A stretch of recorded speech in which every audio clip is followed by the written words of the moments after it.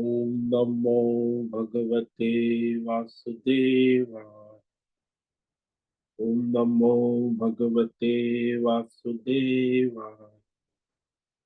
ओम नमो भगवते वासुदेवाय। ओम नमो भगवते वासुदेवाय। ओम नमो भगवते वासुदेवाय। ओम नमो भगवते वासुदेवाय। ओम नमो भगवते वासुदेवाय। ओम नमो भगवते वासुदेवाय। ओम नमो भगवते वासुदेवाय। ओम श्री परमात्मने नमो नमः। ओम गं गणपतये नमो नमः। ओम शं सरस्वत्यै नमो नमः। ओम गं गुरुभ्यो नमो नमः। ओम सहनाववतु सहनौ भुनक्तु सह वीर्यं करवावहै तेजस्विनावधीतमस्तु मा विद्विषावहै। ओम शांति शांति शांति। सदाशिवसमारंभां शंकराचार्यमध्यम् अस्मदाचार्यपर्यन्तां वन्दे गुरुपरम्पराम्। ओम पार्थाय प्रतिबोधितां भगवता नारायणेन स्वयं व्यासेन ग्रथितां पुराणमुनि मध्ये महाभारतम् अद्वैतामृतवर्षिणीं भगवतीम् अष्टादशाध्यायिनीम् अम्ब त्वामनुसन्दधामि गीते भवद्वेषिणि वसुदेवसुतं देवं कंसचाणूरमर्दनं देवकी परमानन्दं कृष्णं वन्दे जगद्गुरुं। नमस्ते परमं ब्रह्म सच्चिदानन्दरूप निर्गुणाय नमस्तुभ्यं ओंकाराय नमो नमः। सर्वे दुर्गाणि तरन्तु सर्वे भद्राणि पश्यन्तु सर्वे सद्बुद्धिमाप्नोतु सर्वे सर्वत्र नंदतु। ओम तत्सत। ओम ओम ओम। आप सभी ऑनलाइन नेटवर्क पर उपस्थित भगवद गीता श्रवण साधकों को आज ऋषिकेश से प्रातः का हमारा अभिवादन अभिनंदन अभिवंदन। हम सबको आज का यह दिव्य दिन तन मन धन जन देश काल विषय वस्तु परिस्थिति अवस्थाएं अध्यात्म भौतिक दैविक क्षेत्र व्यष्टि समष्टि सभी को अपने अपने पूर्व में अनंत जन्मों में किए हुए संचित पाप पुण्य धर्म अधर्म मिश्र कर्म के पके हुए फल स्वरूप में वर्तमान में आज सभी को अपने अपने प्रारब्ध अनुसार परमेश्वरी अचिंत्य योग माया के माध्यम से प्रसाद स्वरूप में प्राप्त हुआ है। अतः आज का यह दिव्य दिन परमार्थ हेतु निष्काम सेवा यज्ञ देव यज्ञ ऋषि यज्ञ पितृ यज्ञ मानवता यज्ञ भूत प्राणी यज्ञ सात्विक दान शारीरिक वाचिक मानसिक तप निष्काम कर्म योग ध्यान योग भक्ति योग ज्ञान योग साधना स्वाध्याय वेद शास्त्रों का अध्ययन अध्यापन उपासना आराधना के लिए समर्पित करे और करवावे। अत्यंत दुर्लभ मनुष्य जीवन को परमार्थ हेतु सार्थक करे और करवावे। आज विक्रम संवत 2081 मार्गशीर्ष मास कृष्ण पक्ष की त्रयोदशी तिथि है। ये कल सुबह 5:32 तक, उसके बाद चतुर्दशी लग जाती है। आज है अनुराधा नक्षत्र, रात्रि 10:12 तक है। उसके बाद ज्येष्ठा नक्षत्र लग जाता है। आज है शनिवार, शनिदेव हनुमान जी की आराधना उपासना और यहाँ हेमंत ऋतु चल। रात्रि का न्यूनतम तापमान 7 डिग्री और दिन का अधिकतम तापमान 16 डिग्री। वर्षा हो रही है, वायु की गति 10-15 किलोमीटर तेज चल रहा है। ईस्वी सन 2024, 28 दिसंबर, 28 दिसंबर 2024, सुबह के 6:45 बज चुके हैं। कलयुग का प्रथम चरण 5125वां वर्ष, 7वां वैवस्वत मनवंतर श्वेत वराह कल्प, ब्रह्मा जी का 26वां दिन और 51वां वर्ष चल रहा है। तो ऐसे अनंत कोटि ब्रह्मा और ब्रह्मांडीय परमेश्वरीय अचिंत्य योग माया में हमारा यह एक ब्रह्मांड, इसमें ये पृथ्वी लोक में समुद्र के ऊपर जम्बू द्वीप में विश्व का एकमात्र वैदिक राष्ट्र भारत में उत्तर हिमालय प्रांत में उत्तराखंड राज्य में टिहरी जिले में हिमालयन शिवालिक पर्वतमाला के अंतर्गत मणिकुट पर्वत के ऊपर नीलकंठ महादेव के सामने ऋषिकेश नगरी में मुनि की रेती प्रांत में शीशम जाड़ी अवधूतवाड़ा आश्रम के सी ब्लॉक के 5 नंबर कमरे से पहले माले से गंगा किनारे से हम स्वामी उत्तमानंद सरस्वती भगवद गीता के आचार्य शिष्य स्वामी चिन्मयानंद सरस्वती महाराज चिन्मय मिशन कैवल्याद्वैत वेद व्यास भगवत शंकराचार्य की श्रृंगेरी संन्यास परंपरा से शिक्षित दीक्षित सनातन वैदिक भारतीय हिंदू धर्म अनुसार संपूर्ण भगवद गीता ज्ञान यज्ञ ऑनलाइन चैतन्यमय जीवंत लाइव प्रसारण जूम एवं यूट्यूब के अंतर्गत व्याख्यान माला में अध्याय 9 राज विद्या राजगुह्य योग के श्लोक नंबर 32 पर संस्कृत एवं हिंदी में व्याख्यान करेंगे। दिव्य पवित्र सरल व्यावहारिक सटीक पूर्ण वर्ण अक्षर पद वाक्य पंक्ति श्लोक अध्यायों की संगति संधि अन्वय शब्दार्थ वाक्यार्थ भावार्थ रहस्यार्थ के यथार्थ तात्पर्य सहित वैदिक शास्त्र वेद व्यास साहित्य शंकर भाष्य एवं परंपरागत सन्यासी आचार्यों की टीका टिप्पणी सहित आज का यह भगवद गीता व्याख्यान करेंगे। कृपया आप सभी श्रद्धा भक्ति ध्यान से परिपूर्ण होकर के यह दिव्य श्रवण साधना करें।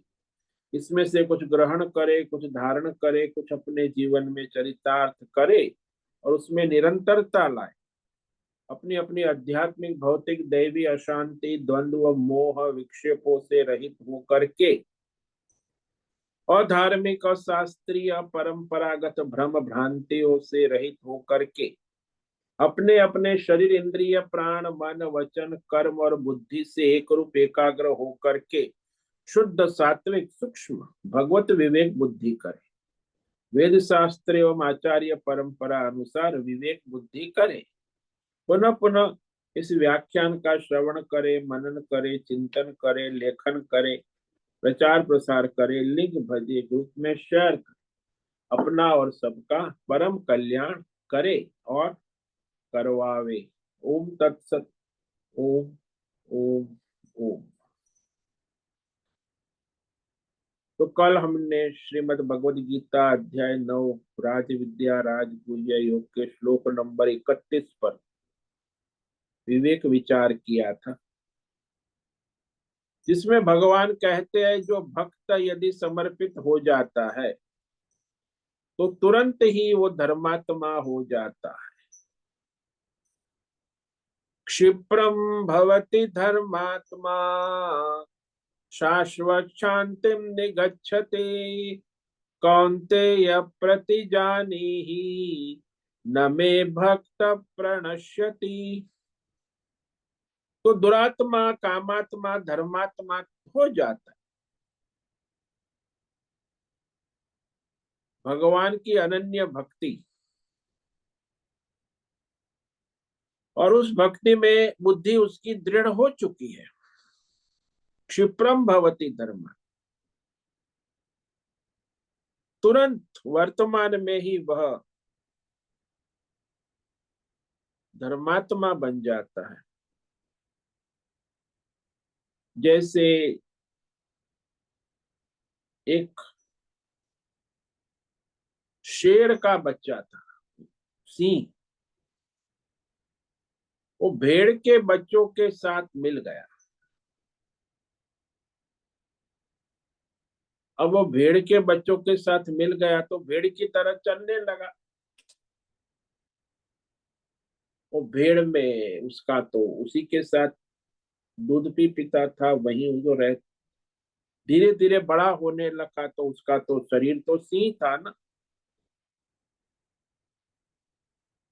लेकिन भेड़ के साथ ही चलता था, भेड़ की तरह ही सारा व्यवहार कर। तो एक दिन क्या हुआ कि सिंह ने देखा कि कोई सिंह है, वो भेड़ के साथ भेड़ की तरह चल रहा है, सिंह का बच्चा है। तो फिर वो उसके पीछे दौड़े। सिंह ने उसको पकड़ा, वो समझा कि अब मेरी मौत हो गई। वो तो अपने को भेड़ समझ रहा है, भेड़ समझ रहा है अज्ञान के कारण। लेकिन सिंह ने उसे कहा, रे तू भेड़ नहीं है, तू सिंह है, देख मेरे जैसा। वो तो भाई वही भेड़ की तरह व्यवहार करने लगा। उसे नदी किनारे ले गए, नदी किनारे उसको खड़े चेहरा दिखाया। तालाब में वहां था तो तालाब के किनारे ले गए। बोला देखो, मैं सिंह हूं, तू भी देख चेहरा। उसने देखा, हाँ। बोले तू भी सिंह, अब देखो मैं आवाज करता हूं, तू वैसी आवाज कर, भेड़ की तरह मत बोलना। तो सिंह ने गर्जना की। तो वो म्याऊं म्याऊं मियां मियां गए, अरे तू भेड़ नहीं है, शेर। फिर से गर्जना की, फिर उसने सिंह की गर्जना आवाज निकल गई। हाँ, अब तू भेड़ नहीं रहा, अब तू सिंह, पहले भी सिंह था, लेकिन उस संग के कारण तू भेड़ बन गया था। तो ये अज्ञान का संग करने से ही मनुष्य जीव बन जाता है ना। जैसे उसे ज्ञान होता है कि सब परमात्मा है, परमात्मा का ही है, तो परमात्मा मैं हो जाता, परमार्थी हो जाता है। शाश्वत शांतिम निगच्छति, वो तुरंत शांति प्राप्त करता है। एक बार एक महात्मा जी वहां उत्तर काशी में रहते थे। तो एक माता जी आ गई, 80 साल की, लकड़ी लेके चलते धीरे धीरे, मुड़ गई थी कमर उसकी। वो महात्मा जी के पास आकर कहते हैं कि महात्मा जी, मैं 80 साल की हो गई, जब से मैं छोटी थी तब से मैं अपने भाई बहन परिवार गांव वाले सबको परेशान करती, सबसे लड़ती रहती। अब मुझे पश्चाताप हो रहा है कि मैंने इनके साथ बिना कारण लड़ाई की, इतने 80 साल कितने पाप कर दिए। अब मेरे ये सारे पाप कैसे धुलेंगे। अब मुझे समझ में आ रहा है कि मैं इतनी झगड़ालू, कंकाशनी और लड़ाई झगड़ा करते करते 80 साल हो गए। तो महात्मा ने कहा कि कोई बात नहीं, भले तू 80 साल से लड़ाई झगड़ा पाप कर रही है, लेकिन तुझे वो पाप धोना है। तो अभी यहाँ गंगा जी बह रही है, जा वहां 3 डुबकी लगा, हर हर गंगे हर हर गंगे। मैंने अपने सारे पाप 80 साल के धो डाले हैं। तुरंत तुम सारे पापों से मुक्त हो जाओगे, सारे दुराचार से मुक्त हो जाओ। तो उसने क्या किया, गई स्नान किया, और फिर उसका सारा मन शांत हो गया। महात्मा के पास, बोले महात्मा जी मेरे सारे पाप धुल गए। बोले, महात्मा ने कहा अब ऐसे लड़ाई झगड़ा मत करना किसी से, सबको नमस्कार करना, भगवत भाव से सबके साथ रहना, तो उसे सदा रहने वाली परम शांति प्राप्त हो गई। भाई संसारी पना ही तो अशांति है ना, भगवत भाव से रहो तो शांति ही शांति। सबको नारायण नमो नारायण, सबका भगवान भगवत भाव रखे। इसीलिए कहा, हे कौन्तेय, निश्चय पूर्वक सत्य जानो कि मेरा भक्त नष्ट नहीं हो। जो भगवान की भक्ति में लग गया,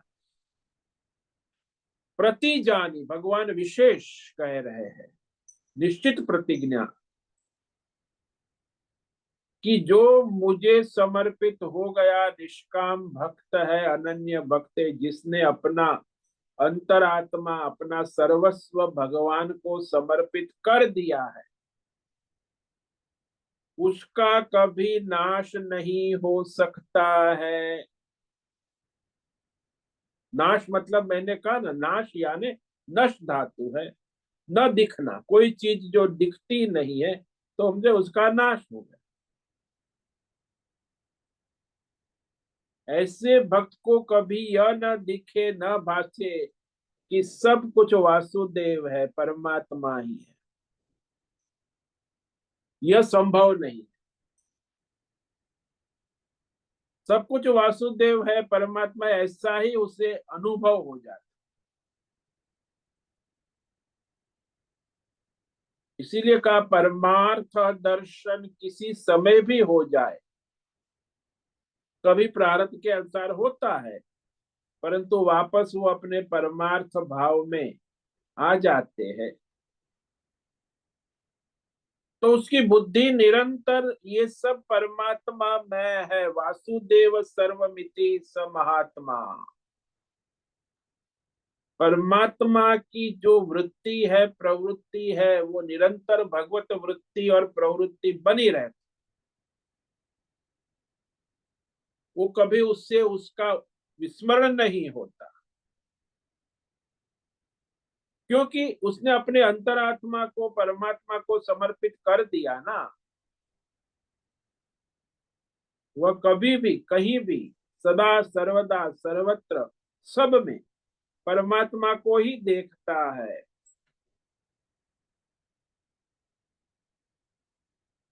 हाँ, कभी प्रारब्ध के कारण, संचित प्रारब्ध के कारण कभी क्षण मात्र भी यहाँ वहां हो जाए, लेकिन उसका परमार्थ स्मरण कभी नष्ट नहीं हो जाता, भगवतमय रहता। तो इस प्रकार दुराचारी भी यदि भगवान का भजन करे तो वो भगवतमय हो जाता है। तो 30 और 31 में भगवान ने दुराचारी की बात कही कि वो दुराचारी कर्म योग, ज्ञान योग, भक्ति योग किसी भी द्वारा सदाचारी हो जाता है। वह निष्काम भक्ति ही उसे सदाचारी बना देती। तुरंत वो दुराचारों से रहित हो जाएगा, संसार की मोह माया से वैराग्य युक्त बुद्धि मन वाला हो जाए, भगवतमय हो जाए। इस तरह वह अनन्य भक्ति में अधिकार उसे मिल जाता। अब आगे कहते कि और भी यदि दुराचारी से भी दूसरे लोग, जो मनुष्य संसार में है, जो पापी है, पाप योनि कहा भगवान ने,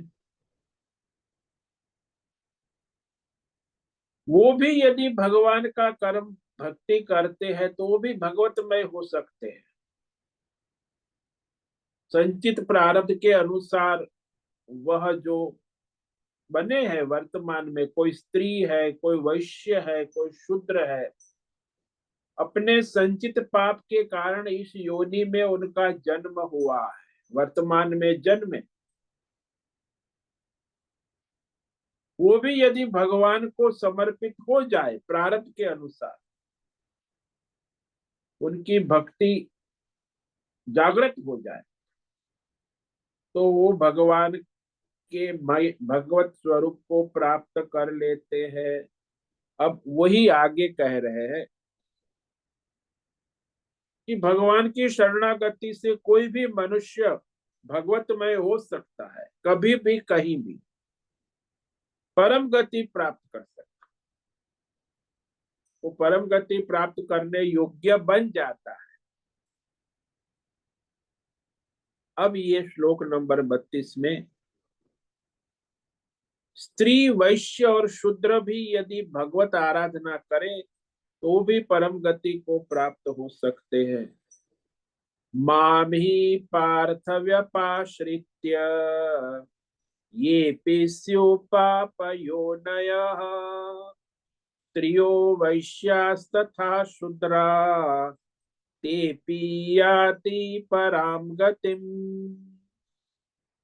माम ही पार्थ व्यपाश्रित येऽपि स्युपापयोनयः स्त्रिया वैश्या शूद्रा तेऽपि याति पराम गति, परम गति प्राप्त कर। भगवान ने कहा पार्थ, अब मैंने आपसे जो कहा दुराचारी भी मेरा भक्त हो जाता है तो मुक्त हो जाता, तो फिर ये स्त्रीय है, वैश्य है, शूद्र है, पाप योनि, चांडाल आदि है, कसाई, असुर, आदिवासी, निषाद, वे भी माम व्यपाश्रित्य भगवान की समर्पण होकर, आश्रय व्यपाश्रय यानी भगवान का आश्रय लेकर, समर्पित होकर, शरणागत होकर परम गतिम यान्ति, पराम परमात्मा रूपी परम गति को प्राप्त होते हैं। क्योंकि वो परमात्मा का आश्रय लेते हैं, व्यपाश्रित विशेष रूप से, अनन्य भक्ति, शरणागति, समर्पण। वर्तमान जन्म में वो आश्रय लेते हैं, उसका कारण ये भी होता है कि पिछले जन्म में संचित उसका है, तो उसका जन्म होता है संचित प्रारब्ध के कारण।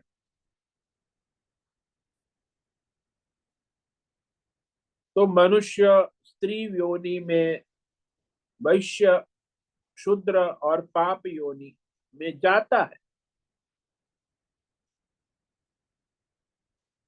तो उसके पूर्व जन्म के जो संचित संस्कार है वो जागृत।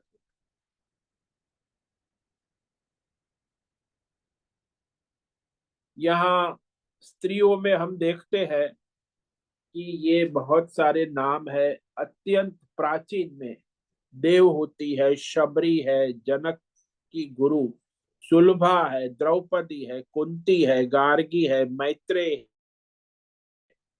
ये सब भगवतमय हो चुके। अभी आजकल आधुनिक में देखे तो मीरा है, पानबाई है, गंगा सती है, तोरल है, आनंदमयी माँ है, शारदा माँ है, अमृतानंदमयी माँ है, तो ये सारी जो है भगवतमय हो चुके। तो जो भगवान का भक्त होता है उसकी कोई जाति नहीं होती, नास्ति तेषु जाति, विद्या, कुल, धन, क्रिया, ये कुछ भक्तों में नहीं, एक ही उसका प्रमाण होता है भगवान का भक्त है, भक्ति। इसीलिए और कोई उसकी जाति बिरादरी नहीं हो। जैसे नरसिंह मेहता है, और क्षुद्र में देखो विदुर है, गोरा कुम्हार है, संजय निषाद है, और सजन कसाई है, ये सारे, रहीदास चमार है, निषाद भील के राजा है तो पाप योनि, फिर भी उनके पूर्व जन्म के कुछ भक्ति के संचित संस्कार वर्तमान जन्म में जागृत हो गए, तब उसमें वो अनन्य भक्ति आती। इसका मतलब ये मत लेना कि कोई भी स्त्री, कोई भी असुर, कोई भी मनुष्य वर्तमान में भगवान की भक्ति कर ले, नहीं, उसका संचित तो है तो ही वो जागृत होगी भक्ति, तभी वो मीरा बनेगी, तभी वो तोरल बनेगी, तभी वो आनंदमयी बनेगी। इसीलिए यहाँ भक्तों के जीवन में भी उनका प्रारब्ध जो है पूर्व जन्म के संचित संस्कार है, उस अनुसार वर्तमान में परिस्थितियां खड़ी होती है। और कुछ प्रारब्ध तो है, उसमें सब होता है ना, पुण्य का, पाप का, धर्म अधर्म और भक्ति भाव जो साधना के सब है।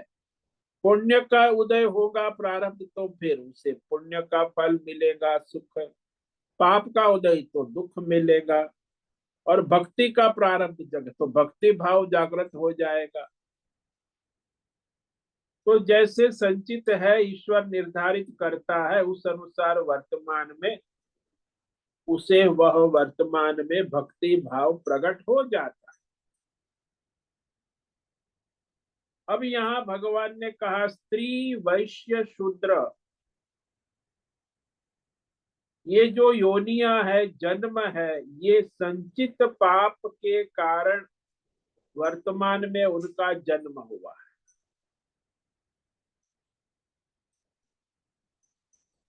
क्योंकि केवल परमात्मा को ही अपना समर्पण करने वाले जो है उनको परमात्मा की प्राप्ति हो जाती।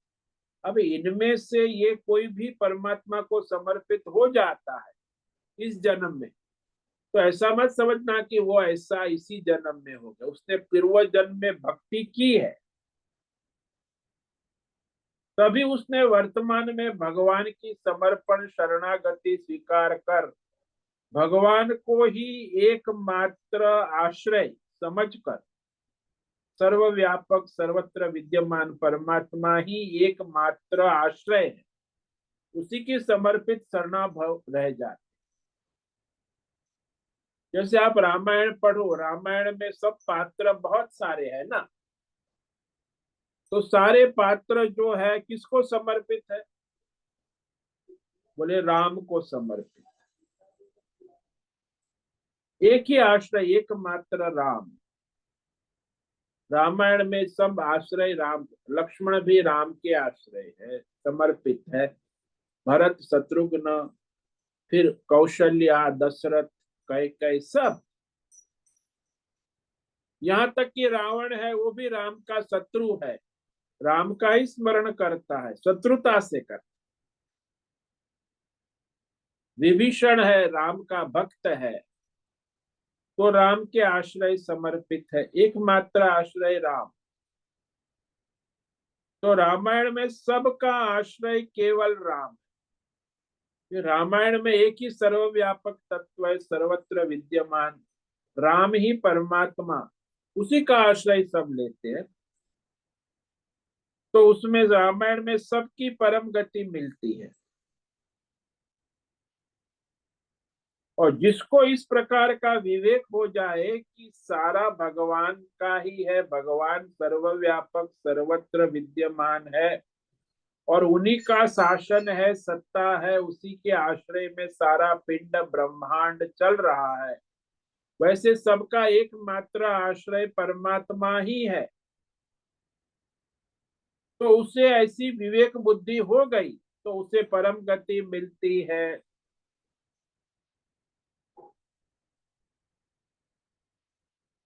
पाप योनि वाले ही सदगति पा लेते हैं,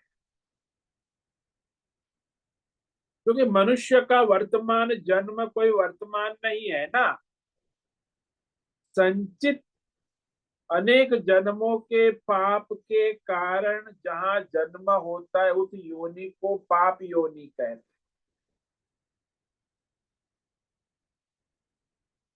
तो शास्त्रों में ये जो है स्त्री है, वैश्य है, शूद्र है, इनको भी पाप योनि कहा है कि पूर्व जन्म का उनका पाप संचित पक गया तो वर्तमान में वो स्त्री देह, स्त्री योनि को प्राप्त हो।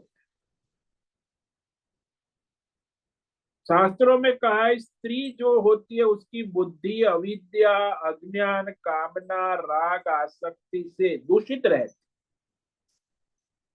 शुद्ध नहीं हो, बड़ी आसक्त होती है, मोह माया में पड़ी हो। स्त्रीत्व जो है ना, स्त्री नारी, चाहे कोई भी हो, मनुष्य हो या पशु हो। पशु में देखो बंदरिया होती है, बंदरिया इतनी आसक्त होती है, अपने बच्चे को अपने गले चिपका कर रखती है, और उसे मर गया है तो भी वो अपने गले से उसे छोड़ती नहीं, बहुत ही आसक्त होती है। तो ये स्त्री जाति में जो अपने शरीर और संतान और घर परिवार और विषयों में आसक्ति बहुत होती, राग आसक्ति, मोह होता है, ये बहुत देखा जाता है, व्यवहार में भी उसमें देखा जाता है। तो स्त्री में ये विशेषता देखी गई है, शास्त्रों में भी कहा है, और आप भी देखा होगा आपने, ज्यादातर स्त्रियों में ये वृत्ति होती है। काम, क्रोध, लोभ, मोह, राग, द्वेष, आसक्ति बहुत विशेष रूप से बाहुल्य होता, उनकी प्रवृत्ति भी वैसी होती है। वो लोग लड़ती रहती है, आपस में लड़ाई झगड़ा होता है, उनमें भी राग द्वेष। परिवार में भी देखो, परिवार में जितने लड़ाई झगड़ा होता है, ज्यादातर ये स्त्रियों के द्वारा ही उत्पन्न होता है। पारिवारिक कलह उसी के द्वारा खड़ा होता, मोह, राग, आसक्ति। और उस तरह वह अज्ञान, अज्ञान से है ना। स्त्री बुद्धि में अज्ञान की प्राधान्यता मानी गई, अविद्या और कामना की भी बहुत कामना होती है स्त्रियों की, कामना कभी पूरी। वो बेचारा पति दौड़ता रहे। हमारे सूरत में एक पति महाशय थे, तो वो कर्नल थे आर्मी में, वो सत्संग में आते थे। तो मुझे कह रहे कि अरे ये मेरी घरवाली मुझे परेशान करती है। क्या हो गया, मैंने कहा। बोले मैंने तो सारा अपना पैसा कमाई, धंधा, यहाँ जमीन मिली सरकारी, उसमें बंगला बना दिया। अब बंगले में वो कभी उसको संतोष नहीं कि अभी इसमें फवारा नहीं लगा है, ये नहीं लगा है। वो तो बंगले में कितना सामान अभी बाकी है ये, और पैसा कहाँ से लाऊं मैं, अब तो रिटायर्ड हो गया कर्नल, पहले कमाता था, अब तो पेंशन आ रहा है।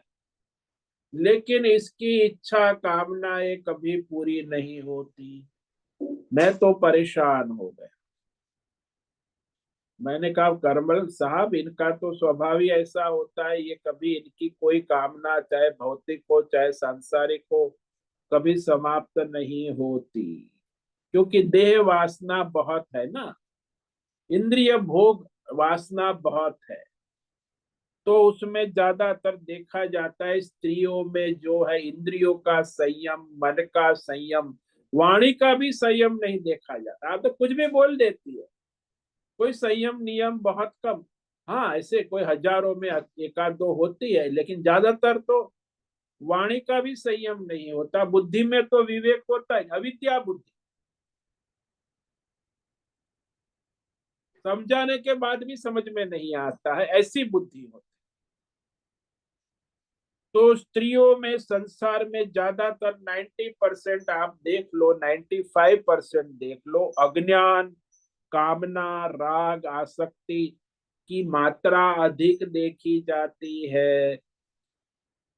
अज्ञान भी अधिक है, कामना भी अधिक है, राग भी अधिक है, आसक्त, मोह माया तो सबसे बढ़कर है। और वो ज्यादा होने के कारण वो स्वयं तो परेशान रहती है, आसपास उसके परिवार वाले को भी परेशान। और वो स्वतंत्र है नहीं। आजकल थोड़ी स्त्रियां अपनी स्वतंत्र, 5-10% स्त्रियां हुई है, लेकिन वो स्वतंत्र है नहीं। उसको तो पति के अधीन है, या पिता के अधीन है, या पुत्र के अधीन है, या पौत्र के अधीन। स्त्री प्राय स्वतंत्र नहीं होती, पुरुष के सहारे ही उसका जीवन चलता है।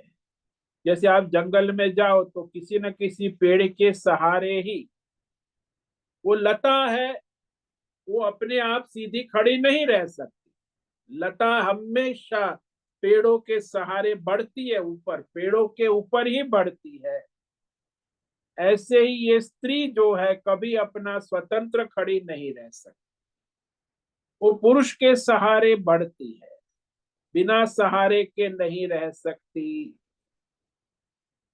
तो आपने देखा होगा सदा परतंत्र है, सहारे के अनुसार रहती है।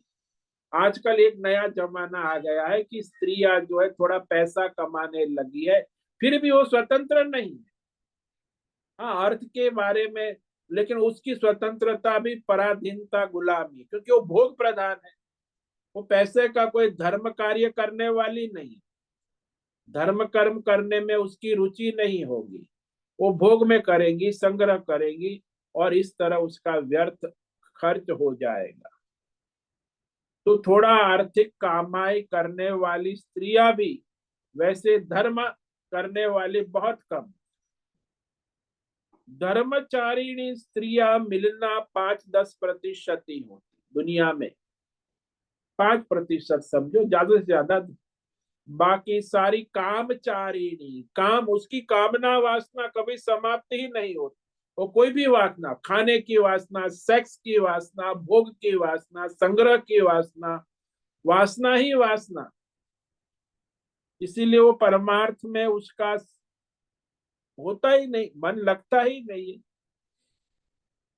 और अस्वतंत्र, पर अज्ञान, परतंत्रता, ये सारी जो उनकी जो स्त्री बुद्धि को लक्षण माने गए हैं शास्त्रों में, इसीलिए वो स्त्री जो है भगवत धर्म में भी नहीं लग पाती है, परमार्थ तो बहुत दूर की बात। यह स्त्री जैसा है, पुरुष को भी कहते कई बार ये तो नारी जैसा है, क्योंकि वो उसी तरह अविद्या, कामना और राग, मोह, आसक्ति में मोहित है। अब ये स्त्री की बात है, इसलिए उनमें भी भगवत भक्ति होना दुर्लभ हो जाए। ये सब आप कहो कि मैंने नाम दिए कि भाई मीराबाई है, पानबाई, गंगा सती, तोरल, ये उनके पूर्वजन्म के संचित कर्म है, भक्ति है, जो वर्तमान जन्म में उसमें जागृत हो गई। यदि संचित ना होता तो वो वर्तमान में मीरा कैसे होती? वो तो सामान्य नारी होती। इसलिए ये जो सारा प्रारब्ध है, संचित कर्म है, उस अनुसार उसमें जागृत होती है भक्ति भी। और वैश्य कहा, वैश्य यानी जो आजकल व्यापारी वर्ग है, धन का लाभ, बस वही मुख्य दृष्टि होती। जीवन का लक्ष्य क्या है? धन लाभ। निरंतर धन लाभ की दृष्टि वाले सरकारें भी वो है, परिवार भी वो है, संस्थाएं, कॉरपोरेट वर्ल्ड, सारे व्यापार धंधा वाले, बिजनेस हाउस, सब में यही मुनाफा कमाना, धन लाभ की दृष्टि वाले। तो जो कामनाएं सबसे ज्यादा मनुष्य को तंग करती है, उसमें एक है धन लाभ की कामना। सभी व्यष्टि समष्टि, सरकार हो या फिर परिवार हो या संस्था हो, सब होड़ में लगे होते धन लाभ की, प्रॉफिट, मुनाफा। धन लाभ की कामना बड़ी प्रबल होती है, कहीं भी देखो। और जो वैश्य होता है, व्यापारी होता है, उसका तो धन उपार्जन को ही सामने रखा है, जीवन का लक्ष्य ही धन उपार्जन, मुनाफा कमाना, पैसा कमाना। तो धन उपार्जन को ही सर्वस्व मान बैठता है, और धन के नाश को सर्वनाश समझ बैठता है।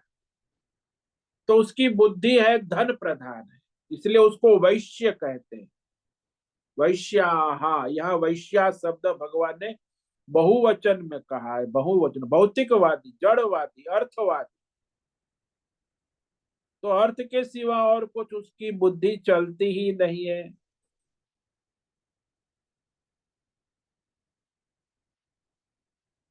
और अर्थ के प्रधान जीवन जीते हैं, केवल उसका जीवन प्रबल अर्थ में ही लगा रहता है, व्यष्टि समष्टि दोनों। आजकल की देखो, विश्व में सब जगह ये धन दृष्टि, सरकारें भी लगी है, परिवार, समाज, संस्था, व्यष्टि, समष्टि, धन लाभ की वासना इतनी प्रबल,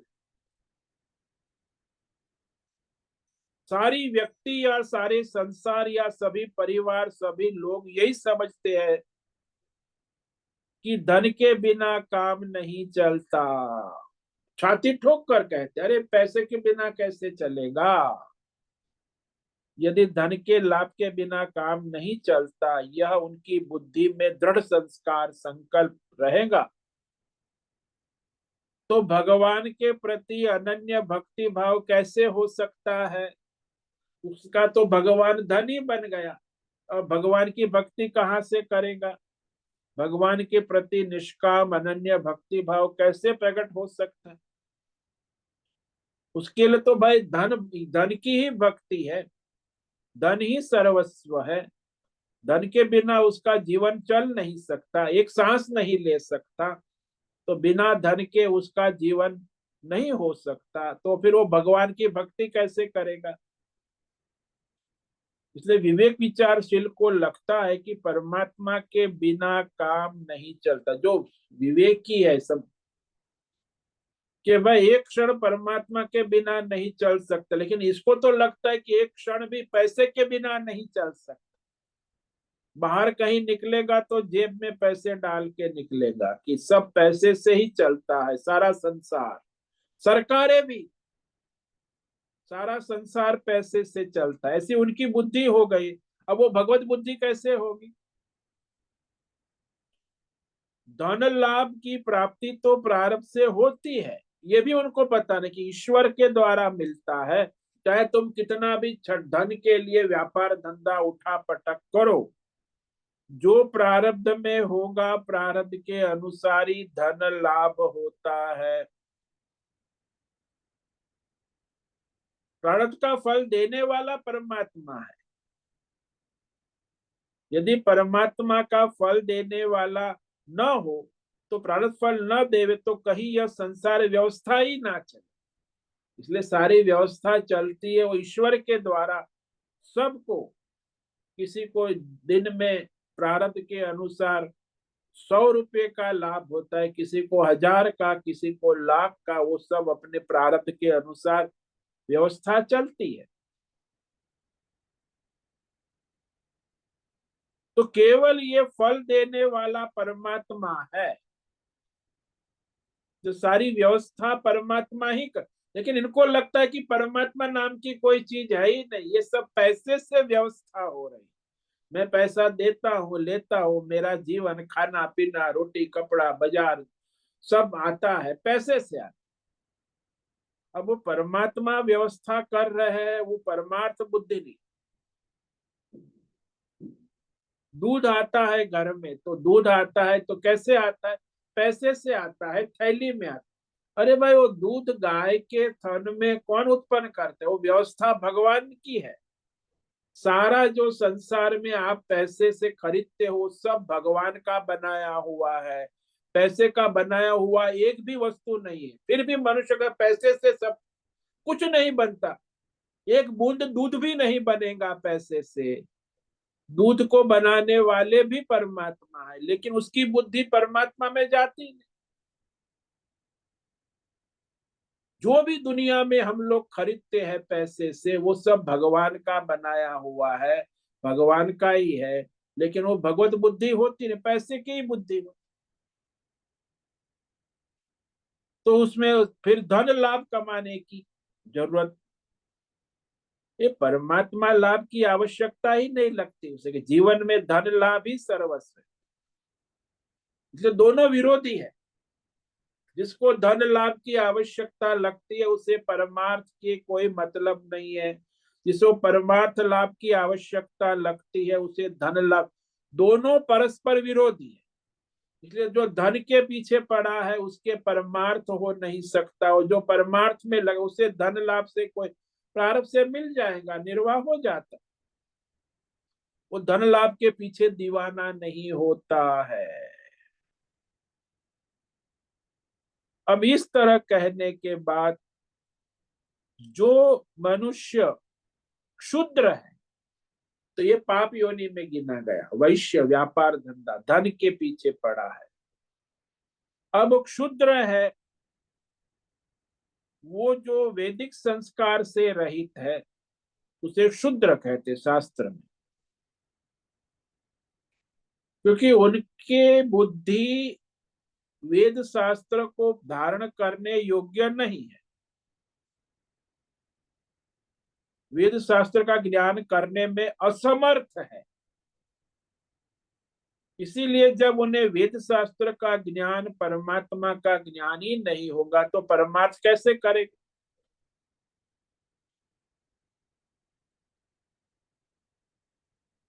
तो आजकल जो मनुष्य क्षुद्र है, बहुत से मनुष्य ऐसे हैं जो अनपढ़ है, पढ़े लिखे नहीं। हमारे देश में तो बहुत ज्यादा है। स्कूल में भी ऐसे हैं जो पढ़ नहीं सकते, लिख नहीं सकते, फिर दिहाड़ी करते हैं, मजदूरी करते हैं। तो दिहाड़ी मजदूरी नौकरी करने वाले सारे क्षुद्र होते हैं। वो ज्ञान न होने के कारण वह परमार्थ भी नहीं कर सकते। तो आज दो ही वैरायटी ज्यादा मिलती है दुनिया में, एक तो है वैश्य और दूसरा है शूद्र। इन लोगों को भगवान की भक्ति की वृत्ति, बुद्धि बनती ही नहीं।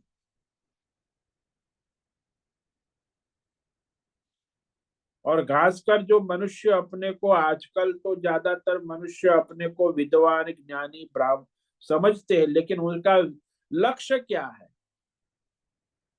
अपनी कामना पूरी करना, धन कमाना, भोग करना, काम भोग परायणा।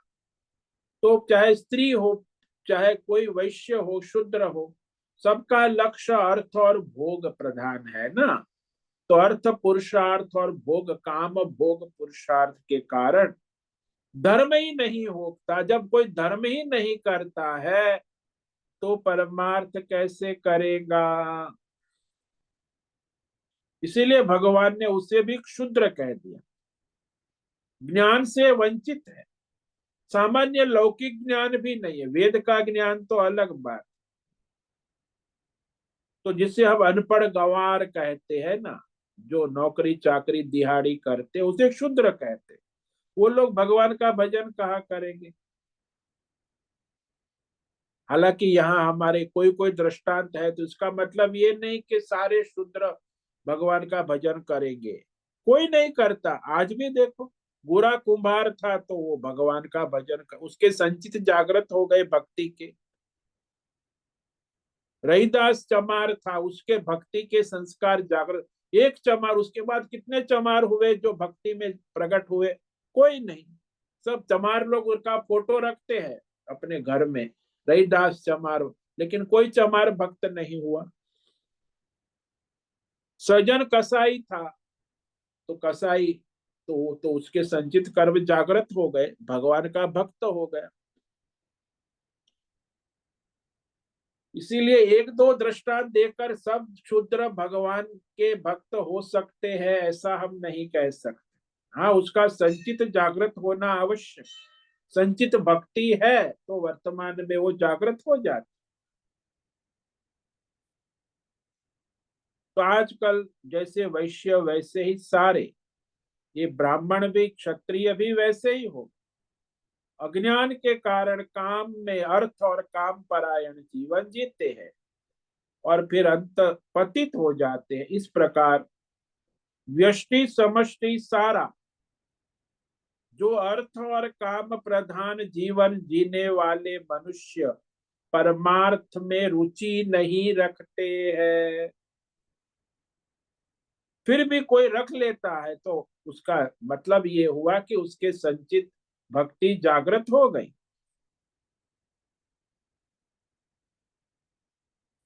भगवान कहते हैं कि ऐसे जो स्त्री है, वैश्य है, शूद्र है, यदि वो भगवान की शरण स्वीकार कर ले, निष्काम अनन्य भक्ति भाव से, व्यपाश्रित्य कहा ना, विशेष रूप से समर्पण हो जाए, लेकिन वो समर्पण होना भी तो संचित होना चाहिए ना, भक्ति भाव। तो एकदम कोई समर्पित कैसे होगा? तो वो समर्पित होकर परम गति पा सकते हैं। पूर्वकृत संचित पुण्य का उदय हुआ है ना, भक्ति का उदय हुआ है। तो इसके कारण फिर कोई सत्संग के कारण उनकी बुद्धि भगवत और मुड़ जाती है। संचित भक्ति का पुण्य का उदय न हो तो वो सत्संग का कोई असर नहीं। सत्संग का प्रभाव किस पर पड़ता है? जिसके अंदर संचित पुण्य भक्ति का उदय है, तो उसे तुरंत वर्तमान जन्म में अपने भक्ति सत्संग का प्रभाव पड़कर वो अनन्य भक्ति भाव जागृत हो जाता है और परम गति प्राप्त कर लेते हैं। तो अब ये शंका होती है कि अगर स्त्री वैश्य शूद्र भी मोक्ष प्राप्त कर लेते हैं तो ब्राह्मण क्षत्रिय ऋषि मुनि की तो विशेषता कही जाती है, तो क्या वह व्यर्थ हो जाएगी? ब्राह्मण क्षत्रिय वैश्य, अरे वे तो सहज में परमार्थ सिद्ध कर सकते हैं, उनके लिए तो सरल है। तो ब्राह्मण क्षत्रिय वैश्य की बात कर इस श्लोक को आज पढ़ेंगे, इस पर विचार कल करेंगे। किम पुनः ब्राह्मणा पुण्या भक्ता राजर्षयस्तथा अनित्यम सुखम लोकम इमं प्राप्य भजस्व माम्। किम, इसमें क्या कहना? जो पुण्या संचित जिसके पुण्य जागृत है वो वर्तमान जन्म में ब्राह्मण है। संचित पुण्य प्रारब्ध के अनुसार कोई राजर्षि है, राजर्षि का, राजा नहीं का, ऋषि है। ऋषि किसको कहते हैं? जो वेद शास्त्रों का अध्ययन अध्यापन करने वाले ऋषि कहे। तो भक्ता, हाँ, ऐसे भक्त भगवान की शरण लेकर परम गति को प्राप्त होते हैं। इसलिए भगवान कहते हैं कि हे अर्जुन, ये क्षणिक सुख रहित और क्षण भंगुर अनित्य इस मनुष्य शरीर और ये संसार को प्राप्त होकर तुम केवल मेरी शरण लो, माम भजस्व, मेरी सेवा में लग जाओ, प्रभु के कार्य में लग जाओ, सेवा भजस्व। क्योंकि मनुष्य जीवन प्रभु को समर्पित जीने में ही कल्याण, और कोई इसका प्राधान्य नहीं है। तो इस पर हम विचार करेंगे। तो आज जो श्लोक पर विचार किया, इसमें भगवान ने स्पष्ट कर दिया कि ये जो है स्त्री है, वैश्य है, शूद्र है, पाप योनि है, वो भी उनके संचित यदि भक्ति भाव जागृत हो जाता है तो वो भी परम गति को प्राप्त कर लेते हैं। माम ही पार्थ व्यपाश्रित्य ये स्युः पापयोनयः स्त्रियो वैश्यास्तथा शूद्रा तेपि यान्ति परां गति। पार्थ, अरे पृथा के बेटे सुनो, स्त्री वैश्य शूद्र जो संचित पाप के कारण वर्तमान में उनको जन्म मिला है, वे भी यदि उनके संचित भक्ति भाव जागृत हो जाए तो उसके सहारे भगवान को समर्पित होकर वो भी परम गति को पा जाते हैं। यानी केवल लक्ष्य एक ही होना चाहिए, परमात्मा की अनन्य निष्काम भक्ति। ओम नमो नारायणाय, ओम नमो नारायणाय, ओम नमो नारायणाय, ओम नमो नारायणाय, ओम नमो नारायणाय।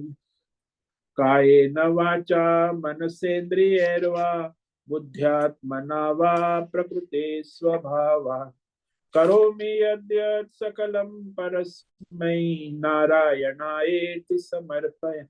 ओम सर्वे भवन्तु सुखिनः, सर्वे सन्तु निरामयाः, सर्वे भद्राणि पश्यन्तु, मा कश्चित् दुःखमाप्नुयात्, अस्तु मा सद्गमय, तमसो मा ज्योतिर्गमय, मृत्योर्मा मृतंगमय। ओम पूर्णमद पूर्णमिदं पूर्णात् पूर्णमुदच्यते पूर्णस्य पूर्णमादाय पूर्णमेवावशिष्यते। ओम शांति शांति शांति। शंकरं शंकराचार्यं केशवं बादरायणं सूत्र भाष्य कृतौ वंदे भगवन्तौ पुनः पुनः। ईश्वरो गुरुरात्मेति मूर्ति भेद विभागिने व्योमवद् व्याप्त देहाय दक्षिणामूर्तये नमो नमः। ओम गुं गुरुभ्यो नमो नमः। ओम तत्सत् ब्रह्मार्पणमस्तु। ओम ओम ओम।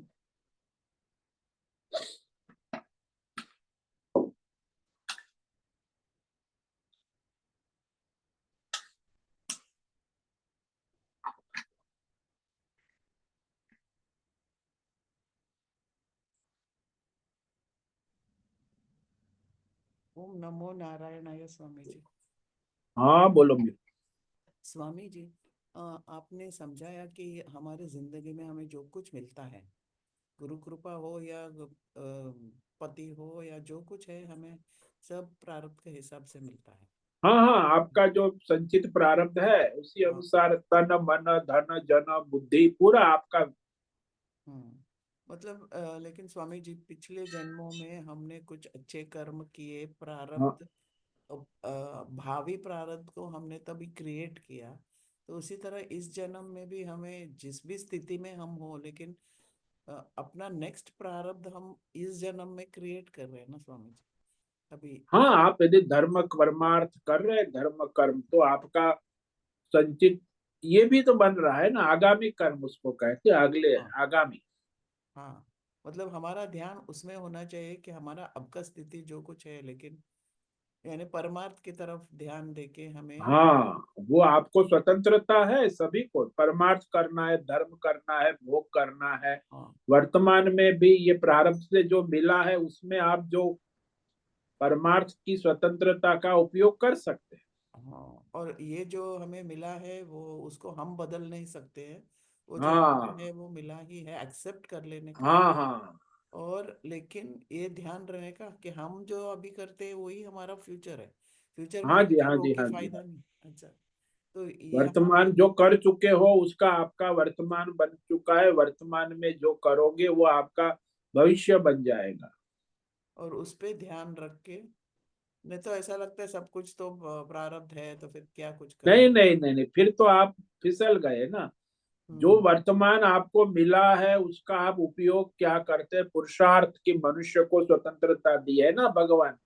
पशुओं को नहीं है, जो पशु तो वैसे ही जिएंगे और मरेंगे। और ये जन्म मिला है पहले का क्षय करने के लिए, जो हाँ, प्रारब्ध क्षय करने की। और अच्छा प्रारब्ध बिल्डअप करने के लिए हाँ हो जी। सके तो। अच्छा। तो वो वर्तमान में सावधान रहकर अपना स्वधर्म करे और परमार्थ करे। ये सब स्वधर्म काम करे। क्रोध लोभ मोह राग द्वेष ये सब आसुरी वृत्ति और अज्ञान से उत्पन्न जो है उसमें ना फंसे। अपना प्रेजेंट जन्म को चेंज, मतलब स्थिति को चेंज करने की कोशिश ना करे, एक्सेप्ट कर ले। हाँ, और एक्सेप्ट करे और अपना स्वधर्म करे, परमार्थ करे। एक्सेप्ट करेंगे, अगर हम समर्पित हैं, शरणागत है, तो ही एक्सेप्ट करेंगे, है ना। हाँ, नहीं तो फिर आप एक्सेप्ट नहीं करेंगे तो फिर आप फिर काम क्रोध लोभ में चले जाए। अच्छा, तो हमें प्रारब्ध, मतलब प्रारब्ध जो कुछ हो, लेकिन परमार्थ करने का कोशिश हाँ, कोशिश करेंगे, करना चाहिए, मतलब वही वो एक परमार्थ हमें का ध्यान जितना रखना है। प्रयत्न करे, धर्म करे, अपना यज्ञ करे, दान करे, तब स्वतंत्रता हम्म। है। हम्म। स्वधर्म करना है अच्छी तरीके से, भगवान समर्पित होके। हाँ जी, और वो सबसे फिर बड़ा है यज्ञ दान स्वधर्म। तप जो कुछ प्रारब्ध में हमें भगवान की तरफ ले जाए वो करना चाहिए। हाँ, वर्तमान में जो मोमेंट टू मोमेंट आप जो कर रहे हो ईश्वर को समर्पित भाव से कर सकते हैं। हम्म। प्रारब्ध तो वो है, वो चलेगा, वो तो फ्रीडम तो ईश्वर है के ना। अधीन है। वो फ्रीडम तो है हमें, हाँ, प्रारब्ध सभी के जीव, पीछे। मनुष्य को, पशुओं को नहीं है, देवताओं को भी नहीं, केवल मनुष्य को है। क्यों कहते हैं देवताओं को नहीं है? क्योंकि वो देवता सूर्य नारायण प्रकाशित को, और उसे कोई ऑल्टरनेट तो है नहीं। अच्छा, वो अपने ही काम कर सकते हैं। बस अपना एक ही काम कर सकते, देवी दूसरा भी कुछ। लक्ष्मी धन का ही कंट्रोल, हाँ, और कुछ एजुकेशन कंट्रोल सरस्वती, नहीं है। और वो अपना, उसके सिवा उसका अच्छा, कोई डिपार्टमेंट है ही नहीं। यानी उनका वो स्वधर्म है स्वामी जी। हाँ, वो उसका स्वधर्म है, ईश्वर ने दिया है उनको। अच्छा, वही डिपार्टमेंट वो संभाल सकते हैं। हाँ जी। अच्छा, समझ में आया स्वामी जी। मतलब ये प्रारब्ध हमारा जो कुछ भी हो, लेकिन अगले प्रारब्ध हमारा हाथ में है। हाँ, वो अभी आपका पुरुषार्थ है, उस पर तब निर्भर है आप कैसा पुरुषार्थ करते हो। धर्म करते हो, अधर्म करते हो, धर्म अधर्म खिचड़ी पकाते हो, हम्म परमार्थ करते हो। अभी आप नाश्ता करोगे, आपको चारों चॉइस है, हम्म। धर्म करने की, अधर्म करने की, खिचड़ी पकाने की, या परमार्थ करने। और किस भाव से खाते हैं वो? हाँ, किस भाव से हम्म खाते हैं, खिलाते हैं। हम्म। समझ में आया स्वामी जी। ओम नमो नारायणाय। ओम नमो नारायण।